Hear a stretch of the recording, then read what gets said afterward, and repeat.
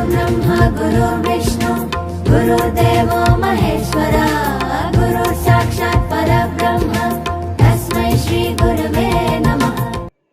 नमस्कार विद्यार्थी मित्रों, वंदे मातरम। ધોરણ 12 વિષય ઇકોનોમિક્સ ચેપ્ટર 5 ગરીબી। આપણે ગયા વિડિયો લેક્ચરમાં ગરીબીનો અર્થ, ગરીબીનો આવક અભિગમ અને બિન આવક અભિગમ એટલું ભણેલા। એના પછી આ લેક્ચરમાં આપણે ગરીબીના સ્વરૂપ એટલે કે ગરીબીના પ્રકારો વિશે ભણવાનું છે, બરાબર। આપણે જોયું કે ગરીબી શું છે, એને કઈ રીતે માપી શકાય, એ આપણે લાસ્ટ વિડિયો લેક્ચરમાં ચર્ચા કરી। એના પછી બે પ્રકારની ગરીબી હોય, બરાબર। તો આપણે ગરીબીનું સ્વરૂપ કે ગરીબીના પ્રકારો બંને એક જ વસ્તુ છે, એના વિશે ભણવાનું છે। તો ગરીબીના બે પ્રકારો છે, નિરપેક્ષ ગરીબી અને સાપેક્ષ ગરીબી, બરાબર। બંનેની અલગ અલગ ટૂંકમાં પૂછાઈ શકે, બંને સાથે ન પૂછાય કે ગરીબીના પ્રકારો બંને સમજાવો એવું ન પૂછાય, બરાબર। કોઈ પણ એક મુદ્દા વિશે તમને ટૂંકમાં પૂછી શકે કે નિરપેક્ષ ગરીબી વિશે નોંધ લખો કે સાપેક્ષ ગરીબી વિશે નોંધ લખો, બરાબર। બંને અલગ અલગ મુદ્દામાં તમને ટૂંકમાં પૂછી શકે, સાથે પૂછાવાની શક્યતા નથી। એના પછી તો આપણે સૌથી પહેલા નિરપેક્ષ ગરીબી વિશેની ટૂંકમાં ભણીએ, બરાબર। અત્યારે આપણે સાપેક્ષ ગરીબી વિશે કાંઈ પણ વાત કરતા નથી, અત્યારે આપણે ફક્ત નિરપેક્ષ ગરીબી વિશે ટૂંકમાં ભણીએ, બરાબર। તો સૌથી પહેલા નિરપેક્ષ ગરીબી એટલે શું, તો એનો અર્થ આપણે ભણવાનો છે કે નિરપેક્ષ ગરીબી એટલે શું। નિરપેક્ષ ગરીબ કોને કહેવાય, તો જીવન જરૂરી વસ્તુઓ અને સેવાઓ, આપણે જીવવા માટે જે વસ્તુઓ અને સેવાઓ જે જોઈએ છે, બરાબર। કઈ કઈ વસ્તુ આપણને ખબર છે, ખોરાક, કપડાં, રહેઠાણ, સ્વચ્છતા, પીવાનું ચોખ્ખું પાણી, બધું। તો જીવન જરૂરી વસ્તુઓ અને સેવાઓ ખરીદવા માટે નક્કી કરવામાં આવેલ આવક કે ખર્ચની લઘુત્તમ સપાટી એટલે ગરીબી રેખા। શું કહેવા માંગે છે ખબર છે કે સપોઝ કે આપણે નક્કી કરીએ કે 2000 રૂપિયા, બરાબર, કે ભાઈ આપણી પાસે 2000 રૂપિયા હોય તો એક મહિના માટે આપણે ખોરાક, કપડાં, રહેઠાણ, શિક્ષણ આ બધું ખરીદી શકીએ 2000 રૂપિયામાં। શું કીધું આખી વસ્તુ કે જીવન જરૂરી વસ્તુઓ અને સેવાઓ ખરીદવા માટે નક્કી કરવામાં આવેલ આવક કે ખર્ચ, આ મેં તમને ખાલી એક્ઝામ્પલ આપ્યું છે, બરાબર, કે આપણે આ આવક નક્કી કરી કે ભાઈ 2000 રૂપિયાની આપણી આવક હોય ને તો એક મહિના માટે આપણે વસ્તુ અને સેવા ખરીદી શકીએ। અથવા તો એમ કહી શકાય કે 2000 રૂપિયાનો ખર્ચો કરીએ ને તો આ બધી વસ્તુ અને સેવા ખરીદી શકાય। તો નક્કી કરવામાં આવેલી આવક કે ખર્ચની લઘુત્તમ એટલે કે ઓછામાં ઓછી સપાટી એને ગરીબી રેખા કહેવાય, પોવર્ટી લાઈન, ગરીબી રેખા, બરાબર। આ 2000 યાદ નથી રાખવાના, તો એક્ઝામ્પલ હોય કે જીવન જરૂરી વસ્તુ અને સેવા ખરીદવા માટે, બરાબર, નક્કી કરવામાં આવેલ આવક કે આટલી આવક તો જોઈએ જ, આટલો ખર્ચો કરવો જ પડે। જીવન જરૂરી વસ્તુ અને સેવા ખરીદવા માટે નક્કી કરવામાં આવેલ આવક કે ખર્ચની સપાટી લાઈન, બોર્ડર એને કહેવાય ગરીબી રેખા। અને આ ગરીબી રેખા કરતાં ઓછી આવક ધરાવતો વર્ગ હોય ને એને કહેવાય નિરપેક્ષ ગરીબ। સમજો છો, બરાબર। સપોઝ કે આપણે એક્ઝામ્પલ લીધું કે ભાઈ આ 2000 રૂપિયા, બરાબર, આ આપણે એક બોર્ડર લાઈન નક્કી કરી કે આટલા રૂપિયા તમારી પાસે હોય ને તો તમે તમારી જીવન જરૂરી વસ્તુ અને સેવા, બરાબર, પરચેસ કરી શકો, ખરીદી શકો। તો આ છે ને આ આપણી ગરીબી રેખા છે, આપણી બોર્ડર છે કે આટલા રૂપિયા જોઈએ છે। આને કરતાંય તમે ઓછી આવક ધરાવતા હોય ને તો તમે નિરપેક્ષ ગરીબ છો। આખી વાત સમજો, બરાબર, કે જીવન જરૂરી વસ્તુ અને સેવા ખરીદવા માટે આપણે આવક કે ખર્ચની એક લાઈન નક્કી કરી, એને કીધું ગરીબી રેખા। અને એ જે લાઈન રેખા નક્કી કરી છે એના કરતાં તમે ઓછી આવક ધરાવો છો, બરાબર, તો તમે નિરપેક્ષ ગરીબ છો, એને નિરપેક્ષ ગરીબ કહેવાય, બરાબર। આ અર્થ છે। તો હવે આપણે જોઈએ કે આપણે શું ગરીબી રેખા નક્કી કરી છે। આપણે ક્યારે એમ કહીએ છીએ કે આપણે એક બોર્ડર નક્કી કરીએ છીએ કે આટલા રૂપિયા જોઈએ તો આપણે જીવન જરૂરી વસ્તુ અને સેવા ખરીદી શકાય, બરાબર। આ બોર્ડર કરતાં ઓછી આવક ધરાવતા હોય તો આપણે કેવા કહેવાય, ગરીબ। તો આપણે આપણી સરકારે, બરાબર, શું લાઈન નક્કી કરી છે, કઈ રેખા નક્કી કરી છે કે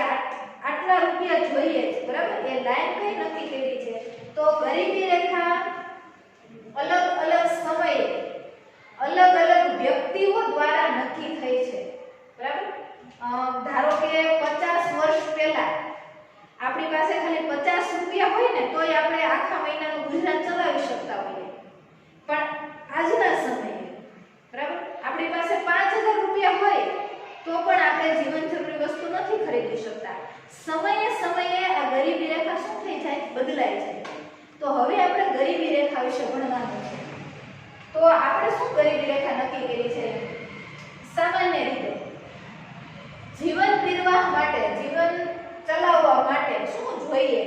તો કે અનાજ છે, દાળ છે, દૂધ છે, માખણ છે, કઠોળ છે, બરાબર? આપણે પેલા ખોરાકને ધ્યાનમાં લીધો છે. આ ગરીબી રેખામાં આપણે ફક્ત જીવવા માટે ખોરાક જ જરૂરી છે એવું આપણે ધારી લીધું છે, બરાબર? કપડાં, રહેઠાણ, પીવાનું ચોખ્ખું પાણી, શિક્ષણ, આરોગ્ય એને જરૂરી ગણ્યા નથી.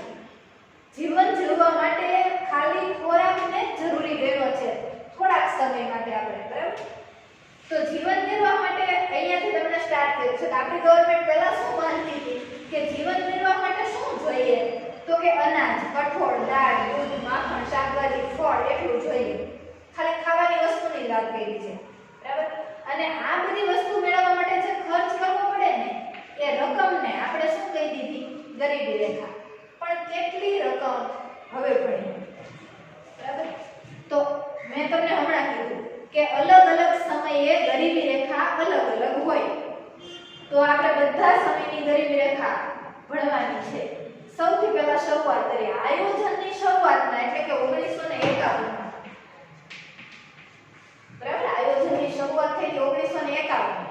તો આયોજનની શરૂઆતમાં Indian Council of Medical Research દ્વારા, બરાબર, આ સંસ્થાએ ગરીબી રેખા નક્કી કરી. ક્યારે? આયોજનની શરૂઆતમાં. કેટલી નક્કી કરી હતી ગરીબી રેખા?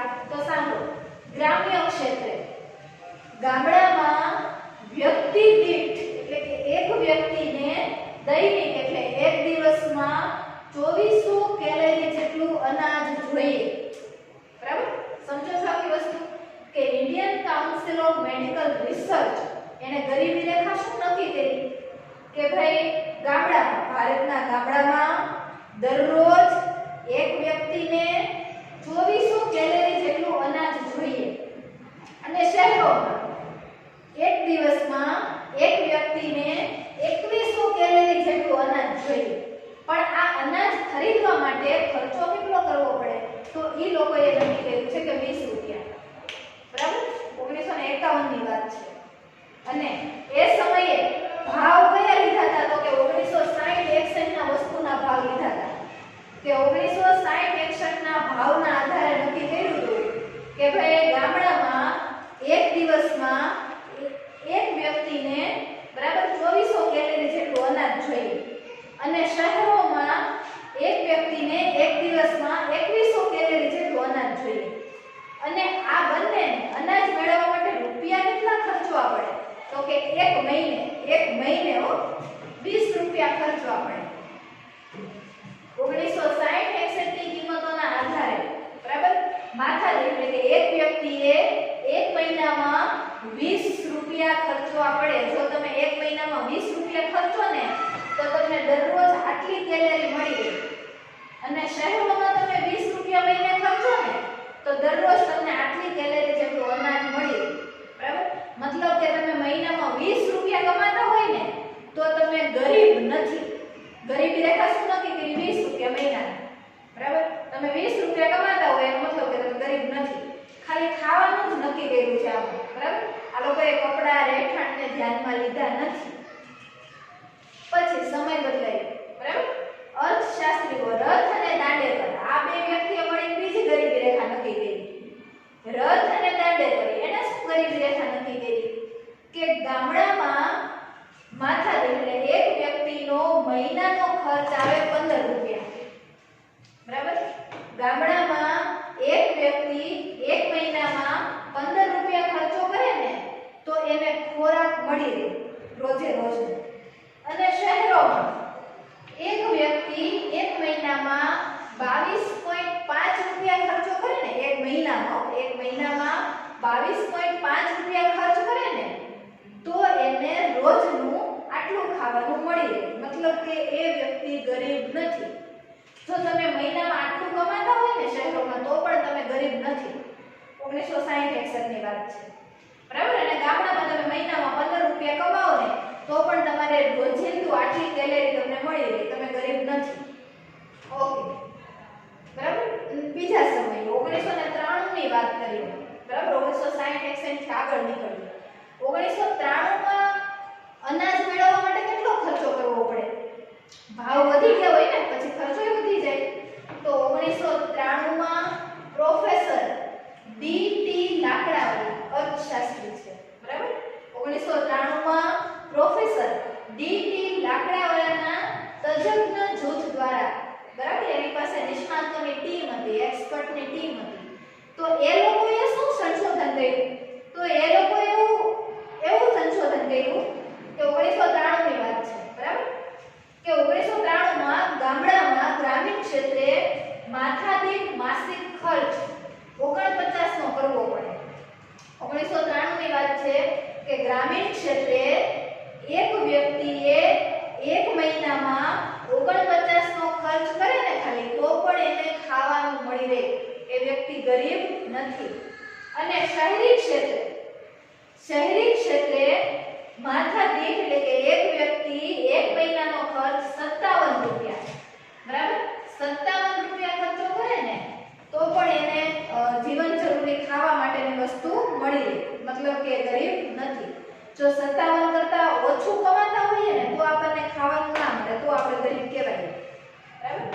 તો આ પહેલું જે ગરીબી રેખા છે એ Indian Council of Medical Research દ્વારા નક્કી થઈ હતી 20 રૂપિયા.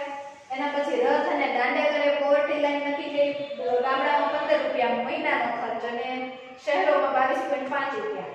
અને પ્રોફેસર ડી.ટી. લાકડાવાળાનું જે જૂથ છે એણે નક્કી કર્યું 1993 માં, બરાબર, કે ગ્રામ્ય ક્ષેત્રે એક વ્યક્તિએ એક મહિનામાં 49 રૂપિયા ખર્ચ કરવો પડે તો એ મતલબ એને ખાવાનું મળી રહે. અને શહેરી ક્ષેત્રે માથાદીઠ માસિક ખર્ચ 57 રૂપિયા કરવો પડે. એના પછી નેક્સ્ટ, હવે આ બધાએ જે ગરીબી રેખા નક્કી કરી ને, બરાબર, એની મેઇન એક મર્યાદા હતી કે આ જે ખર્ચા નક્કી કર્યા આ બધા એ ખાલી શેના ખર્ચા હતા? જમવા. આ લોકો એવું માનતા હતા કે તમને ખાલી અનાજ, કઠોળ, મતલબ કે ખાવાની વસ્તુ મળી રહે ને તો તમે ગરીબ નથી. હવે એક વસ્તુનો વિચાર કરો કે કોઈ વ્યક્તિ એવો છે જેને ખાવાનું મળી રહે છે, બરાબર, પણ એની પાસે શિક્ષણના પૈસા નથી, રહેઠાણના પૈસા નથી, આરોગ્યના પૈસા નથી, ફક્ત એને ખાવાનું મળી રહે છે, તો પણ આ લોકો એ વ્યક્તિને ગરીબ માનતા નહોતા. એની મર્યાદાની ખામી કહેવાય, બરાબર. આ લોકો એવું માને છે તમને ખાલી ખાવાનું મળી જાય ને તો પણ તમે ગરીબ નથી. પછી ભલે તમને રહેઠાણ ન મળે, શિક્ષણ ન મળે, વીજળી ન મળે, બરાબર, આ લોકો એવું માને છે. તો આ લોકોએ જે ગરીબી રેખા નક્કી કરી ને એની મર્યાદા શું હતી એ આપણે અહીંયા વચ્ચે એ મુદ્દો રાખવાનો, બરાબર, કે આ ગરીબી રેખાની મુખ્ય મર્યાદા એ છે કે આમાં ફક્ત કેલેરી વપરાશને જ એટલે કે ખોરાકના ખર્ચને જ ધ્યાનમાં લીધો છે, બરાબર. આ બધી ગરીબી રેખા નક્કી થઈ ને એમાં ફક્ત એને ખોરાકના ખર્ચને જ ધ્યાનમાં લીધો છે, બરાબર. એટલે ગરીબી રેખાને ભૂખમરાની રેખા બનાવી દીધી, બરાબર. આ લોકો શું કહે છે કે જે વ્યક્તિ ભૂખ્યો હોય ને એ જ ગરીબ છે, બરાબર. પછી ભલે તમને રહેઠાણ ન મળે, કપડાં ન મળે, શિક્ષણ ન મળે, પણ તમને ખાવા મળી ગયું તો તમે ગરીબ નથી. જો તમે ભૂખ્યા છો ને તો જ તમે ગરીબ છો, આ લોકો એવું કહેતા. ગરીબી રેખાને ભૂખમરાની રેખા બનાવી દીધી, બરાબર. તો આ એની મુખ્ય મર્યાદા હતી, બરાબર. તમને સવાલ પૂછાય કે ગરીબી રેખાની મુખ્ય મર્યાદા શું હતી? તો કે ગરીબી રેખામાં ફક્ત કેલેરી વપરાશને જ એટલે કે ખોરાકના ખર્ચને જ ધ્યાનમાં લેવાતો હતો. ગરીબી રેખાને ભૂખમરાની રેખા બનાવી દીધી હતી, આ એની મુખ્ય મર્યાદા હતી, બરાબર. પછી ગરીબી રેખામાં આપણે ઇમ્પ્રુવમેન્ટ લાવ્યા. ખરેખર ગરીબી રેખામાં કયા કયા ખર્ચ ઉમેરવાની જરૂર છે? તો કે ખોરાકનો ખર્ચો તો ઉમેરવો જ પડે, ઉપરાંત વીજળી, સ્વાસ્થ્ય, શિક્ષણ, ઈંધણ એટલે ગેસ, કપડા, રહેઠાણ, આ બધાના ખર્ચા પણ ઉમેરવા જરૂરી છે, બરાબર. તો પછી ગરીબી રેખાની પુનઃરચના થઈ, બરાબર. ગરીબી રેખાની નવેસરથી રચના કરવામાં આવી અને પ્રોફેસર સુરેશ તેંડુલકર એણે સરકારને નવો રિપોર્ટ રજૂ કર્યો કે જો આવી રીતે ગરીબી રેખા બનાવાય, બરાબર. ખાલી ખોરાકના ખર્ચને ધ્યાનમાં લેવાય નહીં.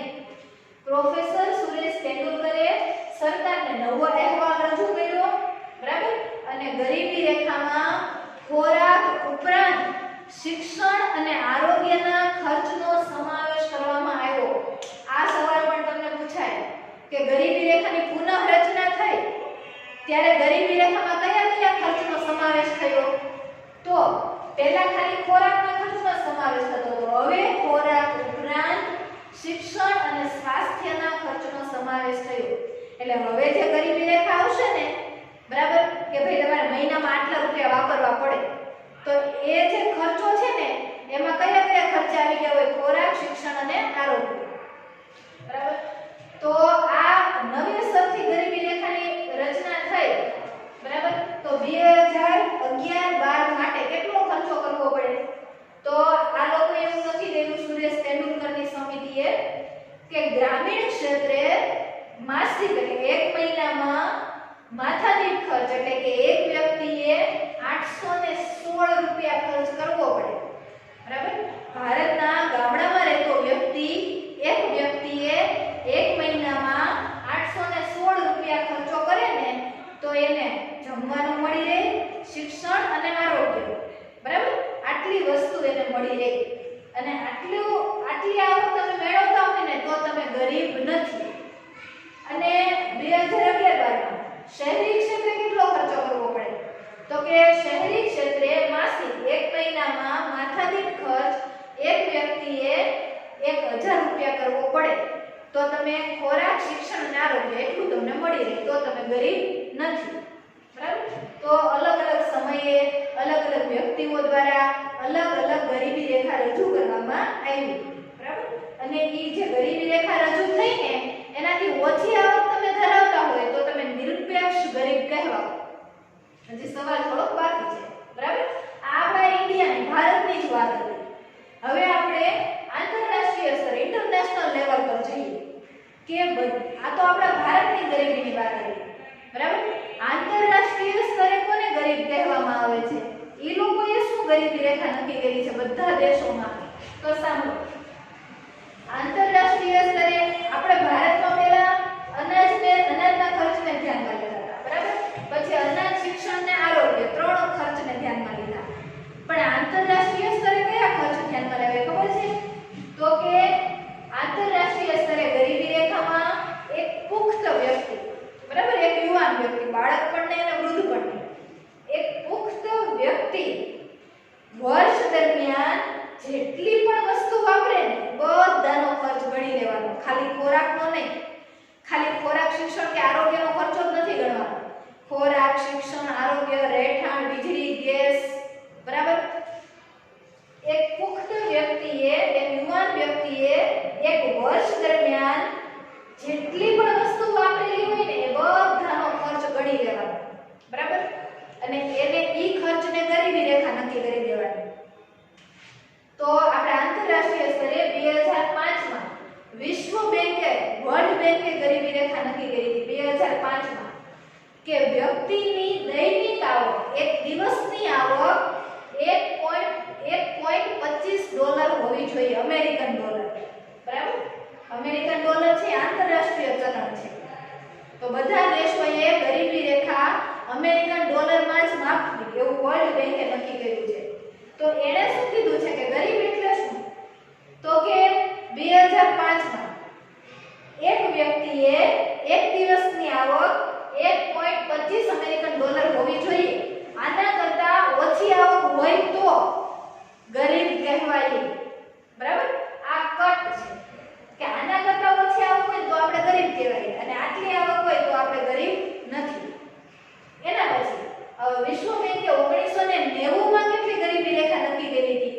તો કે વિશ્વ બેંકે દૈનિક આવક, એક વ્યક્તિની એક દિવસની આવક $1 1990માં, બરાબર, $1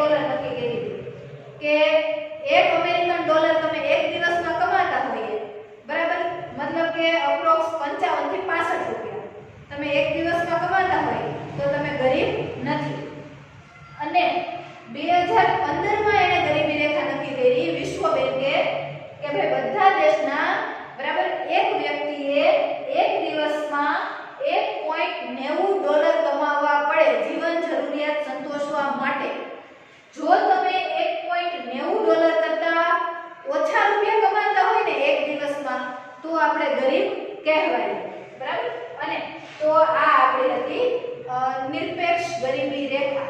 આ બધી જે કટ ઓફ રેખા છે એના કરતા આપણે ઓછી આવક કમાતા હોઈએ તો આપણે ગરીબ કહેવાય. એના પછી તો આ ગણતરી પ્રમાણે કઈ ગણતરી પ્રમાણે 2015 માં વિશ્વ બેંકે કીધું હતું કે ભાઈ એક વ્યક્તિએ $1.90 એક દિવસમાં કમાવા પડે. એના કરતા ઓછા કમાઈએ તો એ વ્યક્તિ કેવો કહેવાય? ગરીબ કહેવાય. તો એ ગણતરી પ્રમાણે ભારતમાં કેટલા ગરીબ છે? બરાબર? આ ગણતરી પ્રમાણે આપણે આગળ વધીએ તો ભારતમાં ગરીબી કેટલી છે? તો એનું કોષ્ટક અહીં આપેલું છે કે બરાબર આ પ્રમાણે ગણીએ ને આપણે આ ભાવ પ્રમાણે તો વર્ષ 2011-12 માં ભારતના ગામડામાં જેટલી વસ્તી રહેતી હતી ને બરાબર એ ગ્રામ્ય વસ્તીમાંથી 25.7% લોકો ગરીબ હતા. 2011-12 ની ગણતરી પ્રમાણે ગ્રામ્ય ક્ષેત્ર જેટલી વસ્તી હતી ને બરાબર એ ગ્રામ્ય ક્ષેત્રની વસ્તીમાંથી ટોટલ વસ્તીમાંથી 25.7% લોકો ગરીબ હતા. બરાબર એટલે કે 4 વ્યક્તિ એક વ્યક્તિ ગરીબ હોય એવું કહી શકાય. અને 2011-12 માં શહેરી ક્ષેત્ર જેટલી વસ્તી હતી ને બરાબર એ શહેરોમાં જેટલી વસ્તી હતી ને એમાંથી 13.7% લોકો ગરીબ હતા. અને ઓલ ઓવર ભારતનું જોવા જઈએ તો ભારતમાં જેટલી ટોટલ વસ્તી 2011 માં આપણી વસ્તી કેટલી હતી? 121.02 કરોડ. બરાબર 121.02 કરોડની આપણી વસ્તી હતી ને એમાંથી 21.9% લોકો ગરીબ હતા. મતલબ કે 21.9% લોકો એવા હતા જે એક દિવસના $1.90 બરાબર એટલે કે 110 થી 130 રૂપિયા પણ કમાતા ન હતા અને પોતાની જીવન જરૂરી વસ્તુ ખરીદી શકતા હતા નહીં. બરાબર તો આ જે સવાલ છે ને એ તમને ટૂંકમાં કે વિકલ્પમાં પૂછાઈ શકે કે ભારતમાં 2011 માં ગરીબીનું પ્રમાણ કેટલું હતું? 21.9%. બરાબર ત્યારબાદ આપણે ભારતના દરેક રાજ્યોમાં કેટલી ગરીબી છે એનો એક આપણે અંદાજ મેળવીએ છીએ. બરાબર 2011-12 માં ભારતના રાજ્યોમાં કેટલી ગરીબી છે તો સૌથી પહેલા આપણે જાણી લઈએ કે ભારતમાં સૌથી ઓછી ગરીબી ધરાવતું રાજ્ય છે ગોવા. બરાબર અને એમાં ગોવાની જે વસ્તી છે એમાંથી 5.09% લોકો ગરીબ છે. બરાબર ગોવામાં ગરીબી રેખાનું પ્રમાણ કેટલું છે? 5.09%. અને ભારતમાં સૌથી વધુ ગરીબી ધરાવતું રાજ્ય છે છત્તીસગઢ. બરાબર અને છત્તીસગઢમાં ગરીબીનું પ્રમાણ છે 39.93%. બરાબર આ બે ક્વેશ્ચન યાદ રાખજો કે સૌથી ઓછી ગરીબી ક્યાં છે, કેટલી છે, સૌથી વધુ ગરીબી ક્યાં છે ને કેટલી છે. ત્યારબાદ આપણે એક અંદાજ મેળવીએ કે આટલા જે રાજ્યો છે ભારતમાં બરાબર એમાં 10% થી ઓછી ગરીબી છે. બરાબર 10% થી ઓછી ગરીબી છે. હવે કયા રાજ્યો છે? ગોવા, કેરળ, હિમાચલ પ્રદેશ, સિક્કિમ, પંજાબ અને આંધ્ર પ્રદેશ. બરાબર ગોવા તો સૌથી ઓછી ગરીબી એટલે એ તો આવશે જ એમાં. ગોવા, કેરળ, હિમાચલ પ્રદેશ, સિક્કિમ, આંધ્ર પ્રદેશ અને પંજાબ આ રાજ્યો એવા છે જેમાં 10% થી ઓછી વસ્તી ગરીબી રેખા હેઠળ જીવે છે. 10% થી ઓછા લોકો ગરીબ છે. બરાબર ત્યારબાદ 10 થી 20% માં કયા રાજ્યો આવે છે તો કે જમ્મુ કાશ્મીર, હરિયાણા, તમિલનાડુ, ગુજરાત, રાજસ્થાન, મહારાષ્ટ્ર, ત્રિપુરા, નાગાલેન્ડ અને મેઘાલય. બરાબર એવા કયા રાજ્યો છે કે જેમાં 10% થી લઈને 20% સુધીની વસ્તી ગરીબ છે તો ગુજરાત, મહારાષ્ટ્ર, રાજસ્થાન, બરાબર ત્રિપુરા, નાગાલેન્ડ, મેઘાલય, જમ્મુ કાશ્મીર, હરિયાણા અને તમિલનાડુ. આટલા જે રાજ્યો છે ને એમાં કુલ વસ્તીમાંથી 10 થી 20% લોકો ગરીબી રેખા હેઠળ છે. બરાબર ગરીબીનું પ્રમાણ છે 10 થી લઈને 20%. એના પછી 20 થી 30% ગરીબીનું પ્રમાણ ક્યાં છે તો કે પશ્ચિમ બંગાળ, મિઝોરમ, કર્ણાટક અને ઉત્તર પ્રદેશ. પશ્ચિમ બંગાળ, મિઝોરમ, કર્ણાટક અને ઉત્તર પ્રદેશ આ રાજ્યો એવા છે કે જેની કુલ વસ્તીમાંથી 20 થી 30% વસ્તી ગરીબ છે.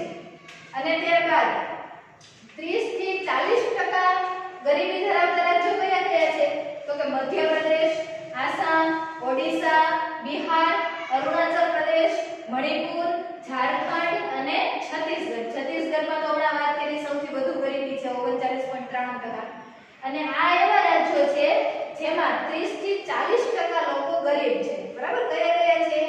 આસામ, ઓડિશા, મધ્યપ્રદેશ, બિહાર, અરુણાચલ પ્રદેશ, મણિપુર, ઝારખંડ અને